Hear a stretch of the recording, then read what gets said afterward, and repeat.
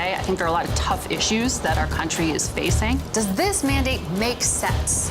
That's the role of Face the Nation, to focus on the issues at hand. That means a civil, contextualized conversation with perspective.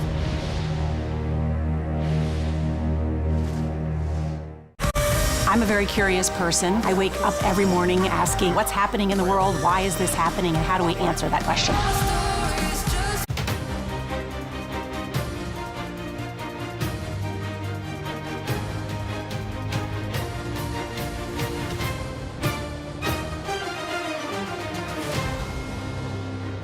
Never seen anybody win a shutdown. You only put the power in the hands of the administration. My instincts are a big part of it. That's been the thing that's gotten me to where I am. This is a frivolous lawsuit, and we believe Hunter Biden's attorneys know this. I want there to be a Democrat that is competent for all 4 years. I think he's too old to be president right now. Like, he doesn't know what's going on right now. Hello, I'm Nicole Killian in Washington, and welcome to America Decides. We have a lot to get to tonight, with 5 Americans freed in a prisoner swap with Iran, a new CBS News poll on a possible Biden-Trump rematch, and Hunter Biden filing a lawsuit against the IRS. And, of course, the looming government shutdown. A group of House Republicans has struck a short-term deal to keep the government funded through the end of October. It includes temporary budget cuts of around 8% for most agencies, excluding the Defense Department and Veterans Affairs. My colleague, CBS News congressional correspondent Scott McFarland, joins us now. And Scott, before we get to the funding fight on Capitol Hill, I first want to discuss today's prisoner swap between the U.S. and Iran. Let's take a listen to Secretary of State Antony Blinken, and we'll talk on the other side. Today, their freedom, the freedom of these Americans for so long unjustly imprisoned and detained in Iran, means some pretty basic things.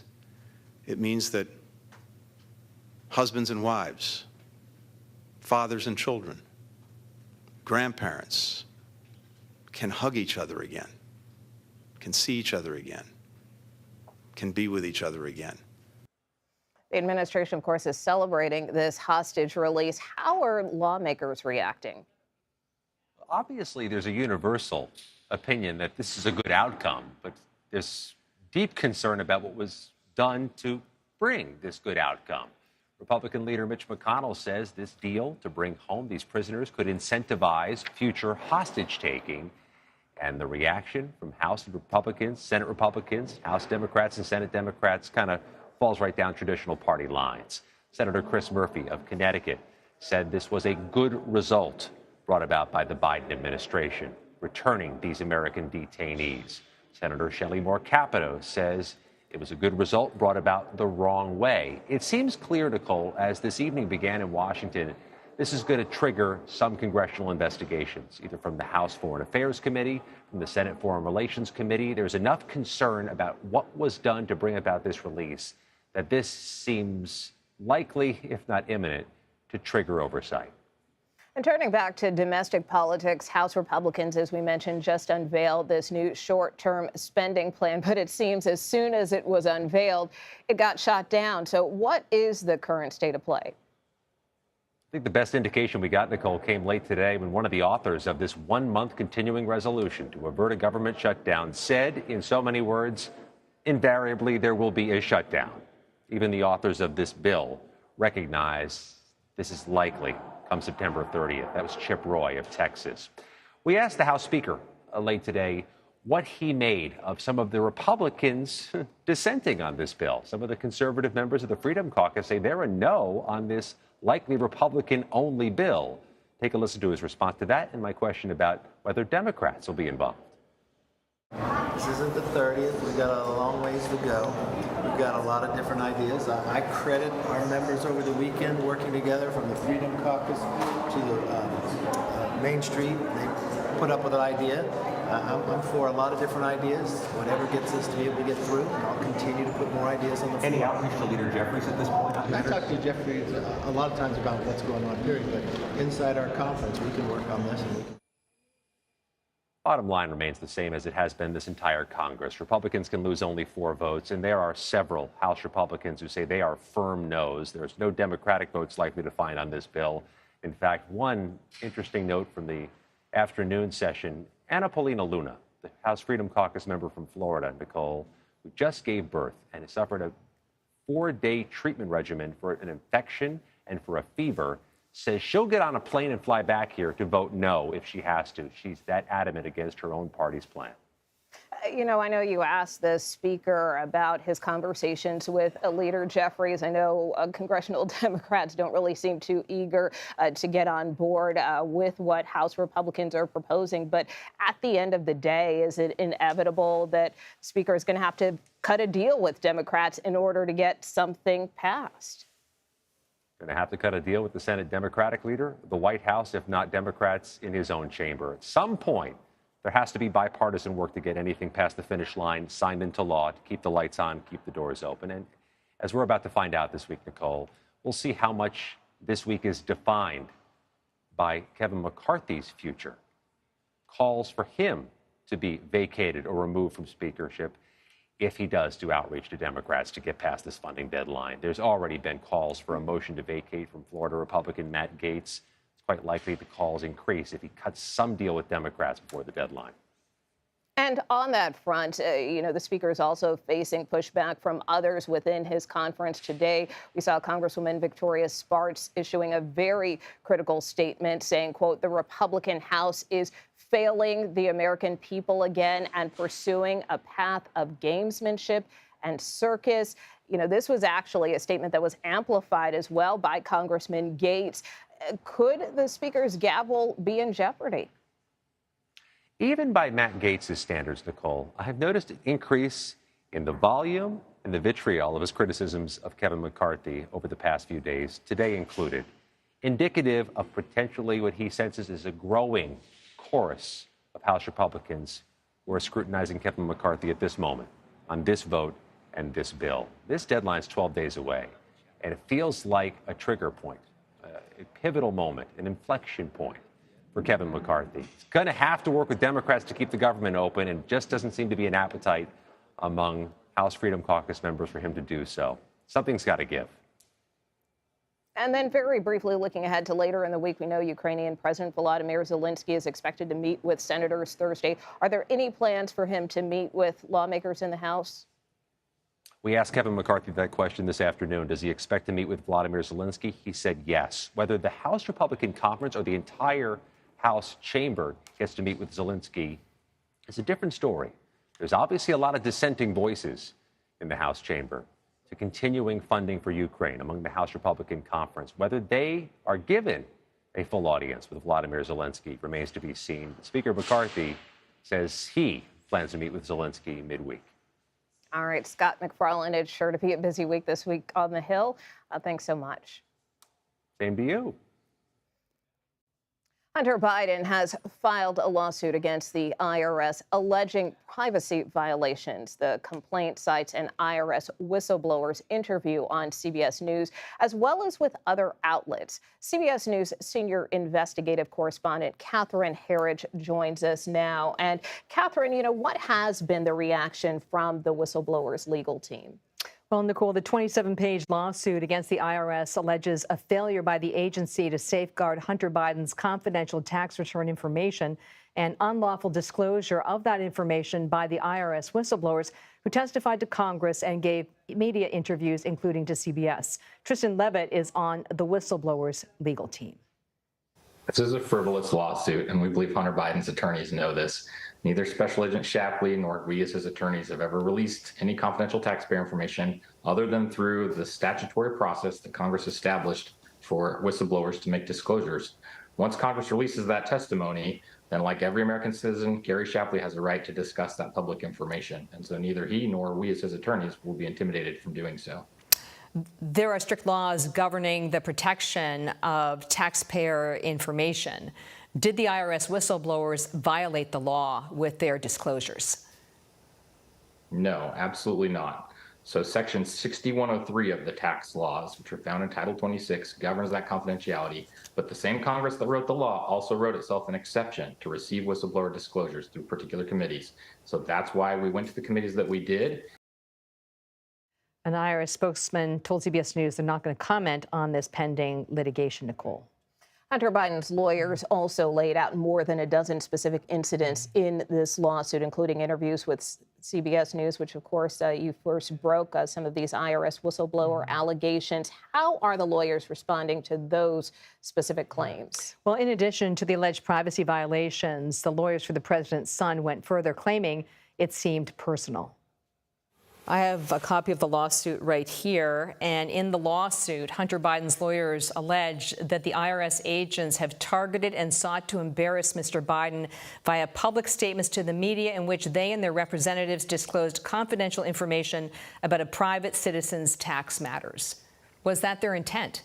What the whistleblowers highlighted is not about Hunter Biden. It's about Justice Department processes. It's about conflicts of interest between the President of the United States and his appointees, who did not recuse themselves at key decisions in the case, and others who stopped investigative avenues from being followed. So that's the information that the whistleblowers wanted to bring to Congress. Asked about recent closed-door testimony by other FBI and IRS employees who blamed the slow progress of the 5-year investigation on bureaucracy and not political pressures, Levitt pointed to the fact that some testimony backed up the whistleblower claims that charges against Hunter Biden were denied in D.C. and California. In other words, that those U.S. attorneys declined to work with then U.S. Attorney David Weiss to bring the charges. And of course, David Weiss has since been elevated to be special counsel. All right. Well, thank you so much, Catherine Herridge, for your continued reporting on this. Special counsel Jack Smith is requesting a narrow gag order on President Trump. We'll tell you why next. You're streaming America Decides.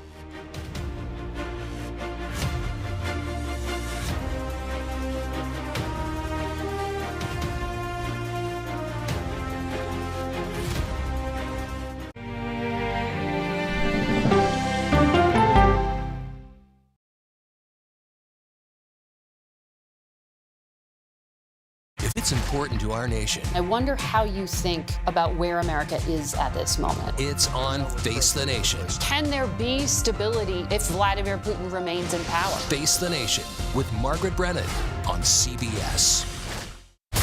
America Decides, taking you inside American democracy. The most important stories on a day-to-day, hour-to-hour basis. You're going to hear a lot of reporting. It is clearly a pivotal moment. Gun control, the economy, education. Both sides of the political aisle fight it out for power. Bringing you the analysis that you need. Thoughtfully, with context. Be part of the conversation. On CBS News Streaming. Welcome to America Decides.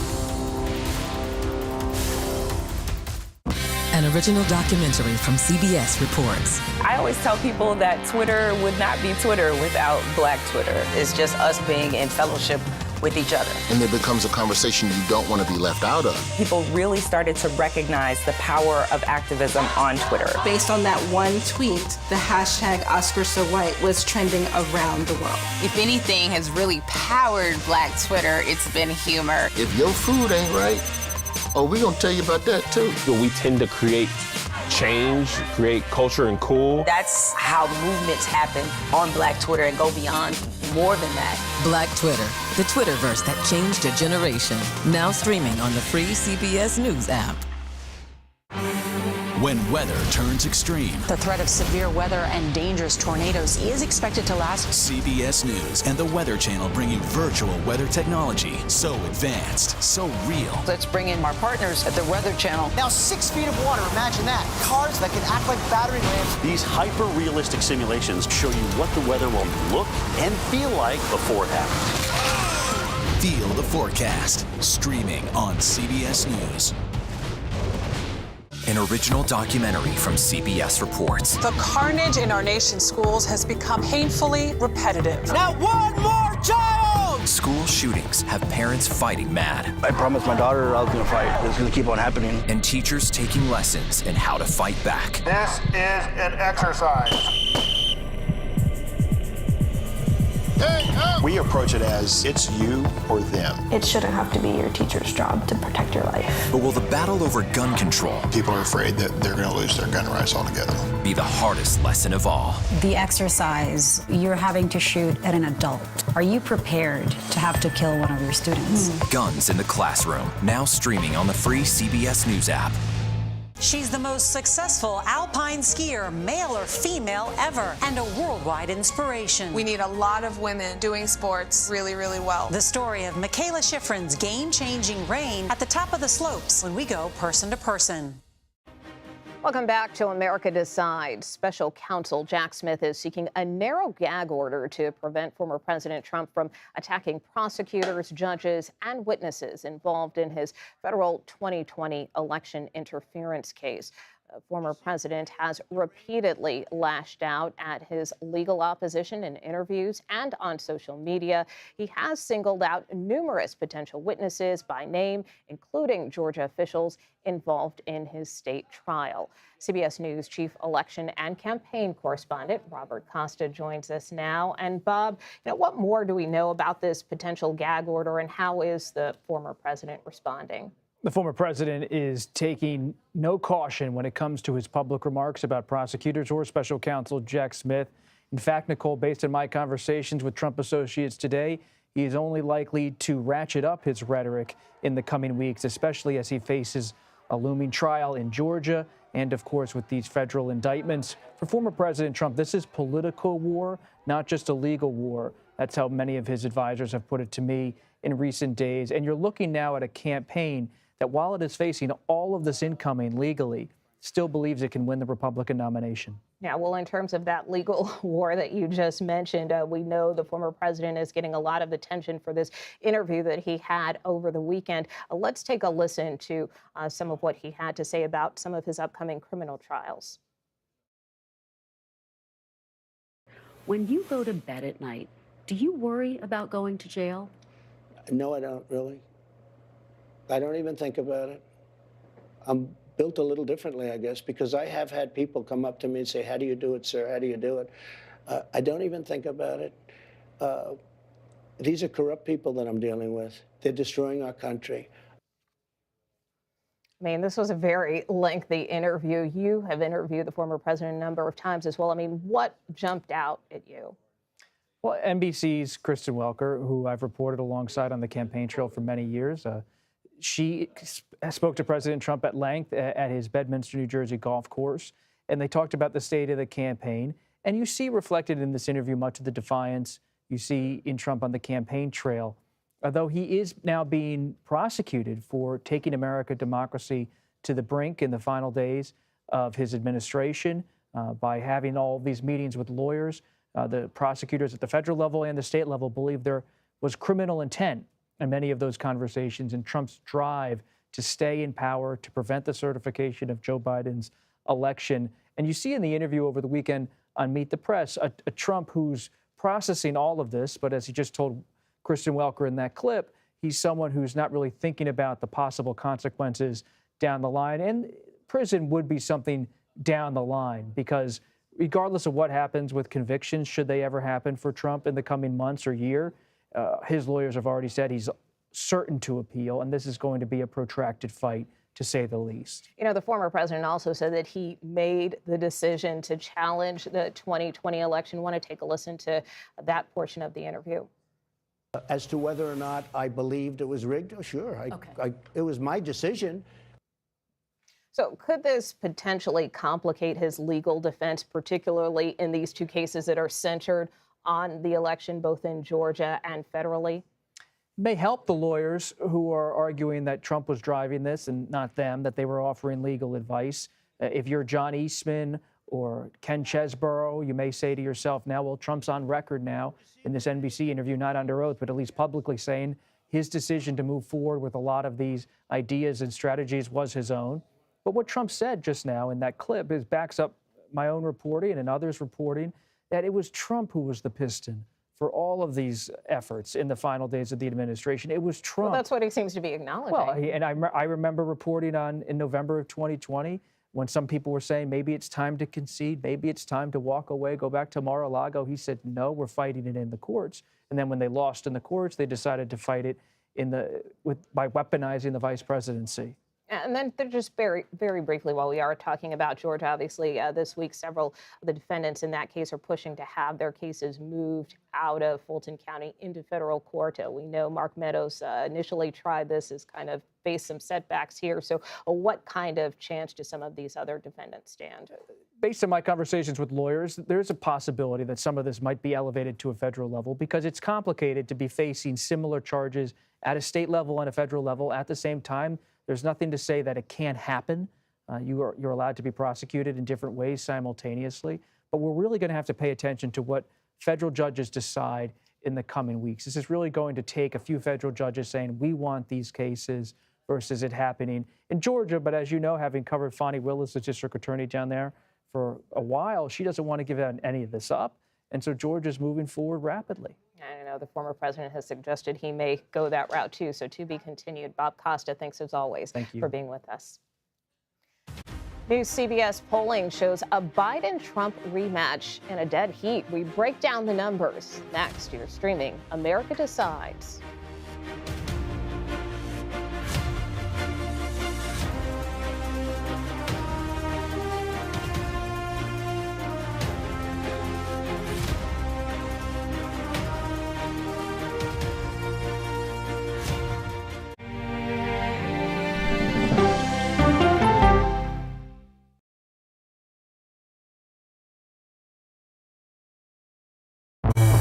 An original documentary from CBS Reports. Controversial Congressman George Santos. Why won't you answer our questions? How did he manage to get elected? Thank you very much, and God bless you, and God bless the USA. George Santos' campaign was a campaign of deceit, lies, fabrication. And who is he, really? I knew him as Anthony DeVolder from Queens. Really, who he is a fraud. I compare him to the Tinder swindler. From people who know him, the truth, the facts, the lies. He would say that he was worth $100 million. It's an incredibly cynical episode in American politics, beyond satire. Had you ever seen anything like this? No, and I hope I never see it again. Campaign of Deceit, now streaming on the free CBS News app.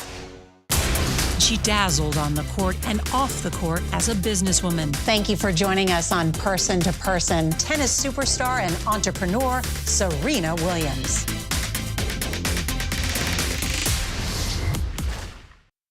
An original CBS Reports documentary. I asked my students, what are we going to do about racism in the United States? The backlash over teaching about racism in American schools. I don't think it has any place in the classroom. We can either pretend and say, no, we're not racist and we're all great people, or we can actually start to do the really, really hard work of addressing it. How did you lose your job? I made the statement that white privilege is a fact. Is it helping diversity and inclusion? When you bring in different people's stories and experience, it enriches education. If you don't talk about something, it doesn't go away. Or driving us further apart? What schools are doing to our children in the name of anti-racism is in fact teaching them racism. The intention is to put us in this war against each other. An original CBS Reports documentary, streaming now.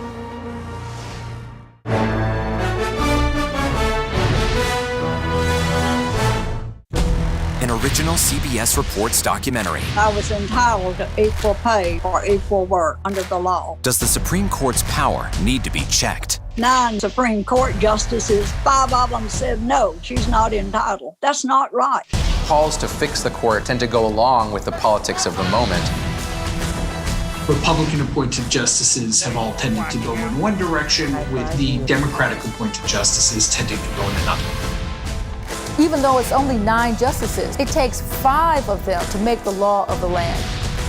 Does it have political impact? True. Political intent? Probably not true. If the American people don't trust the judgment of their court, that's a real problem for our democracy. An original CBS Reports documentary, streaming now.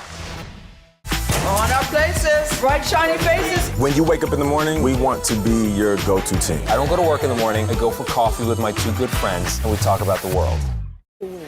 I think we're going to win an election the likes of which nobody's ever seen before. I don't think anything's going to stop it. Nothing's going to stop it. Because people see what's happened to our country.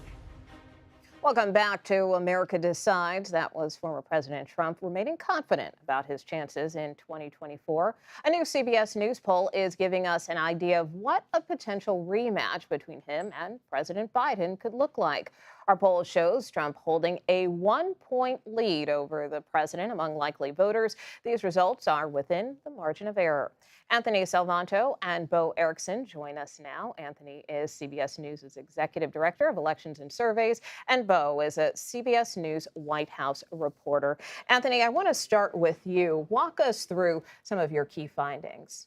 Hey, Nicole. Look, for starters, it's the economy driving a lot of that. You see people who say that they're not financially as well off as they were before the pandemic, and I think that's the important dividing line for people. Well, they're going more for Donald Trump. So that's number one. But I want to put the whole race in context here for people. It's not necessarily a race that people suggest they want to see. We asked, how would a rematch like this make you feel? And nearly 2/3 says it would make them feel like the political system was broken. And then another third actually come down a little bit on primary voters that we've been following and polling in other areas, and that they're out of touch. So that sort of sets the context. It's very early, but that's where people start, Nicole. Yeah, well, I really want to drill down on that graphic because what jumped out at me are the 8%, single digits, who think that either President Biden or the former president are the best candidates. I mean, what does that say about the state of the 2024 race? What it tells you is people say there is a lot at stake. It's the flip side of saying that the system is broken if, in their minds, it produces these candidates. But the other thing I would add is, as much as they think democracy's at stake, the rule of law is at stake, they also think that's only going to be safe. Democracy's only going to be safe if their guy wins, Nicole. And Bo, I know you talked to some Democratic voters in Pennsylvania about the president heading into 2024. What was the sentiment on the ground? Well, this is a really key area of southeastern Pennsylvania. It's where President Biden has to run up the score again with a lot of Democratic voters in order to be able to win the state again in 2024, maybe against former President Trump, if that rematch happening. And what I heard a lot talking to these Democratic voters is that they have some concerns about President Biden's age. He's 80 years old, and if he's tough enough. So we can actually listen to how they describe some of these concerns. I think he's too old to be president right now. I think he could do better. I think he's trying, but he's not strong enough. Like, he needs to put his foot down a little bit more. I want there to be a Democrat that is competent for all 4 years. And so talking to these voters, when you hear them talk about age, when you talk a little bit more about them, it kind of seems like age is like a proxy for health. They're concerned about the president's health and his future health. And it should be noted that the White House doctor has given Biden a clean bill of health. He calls him a healthy, vigorous 80-year-old. But some of these concerns that they were saying, other people said that the president seemed feeble. Another Democrat said, like, President Biden could use a Monster energy drink. So we'll see, maybe he'll start drinking those. But one solution that they said is that they need to see more of President Biden out to kind of prove some of his skeptics wrong if they do have those concerns.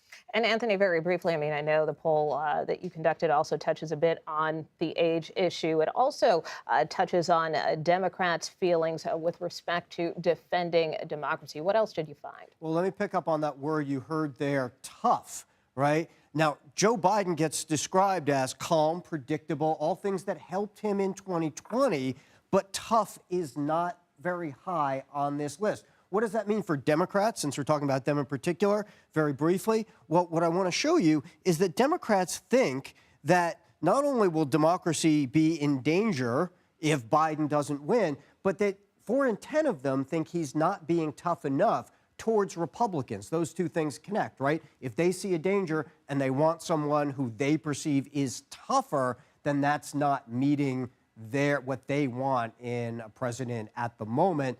Maybe that stirs a little bit of concern, Nicole. Yeah, and speaking of qualities with respect to the various candidates, there also has been a lot of talk, Bo, about what role Vice President Harris could potentially play on the campaign. Let's play some more of what voters told you about that in Pennsylvania, and we'll get your reaction on the other side. She's too quiet. She's not, she's not standing like she should stand. You know what I mean? I feel like she has a lot more in her that we're not hearing.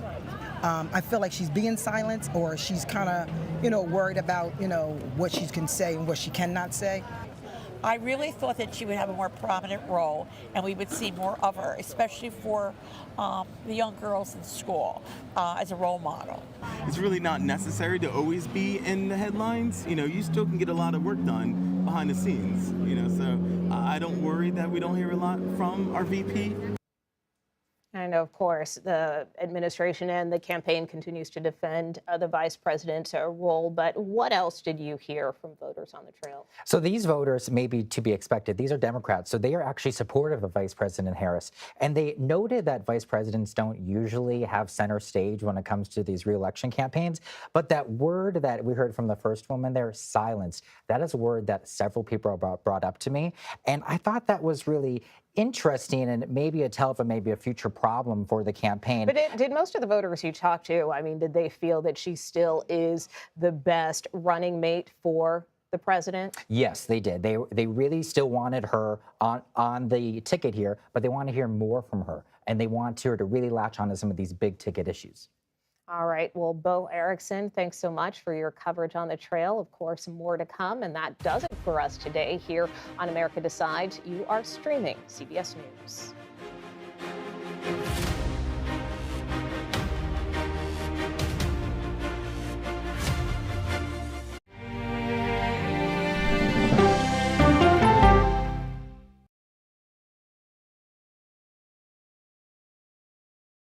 It's a history-making meeting. 4 extraordinary women who are all 4-star generals and admirals. How did you deal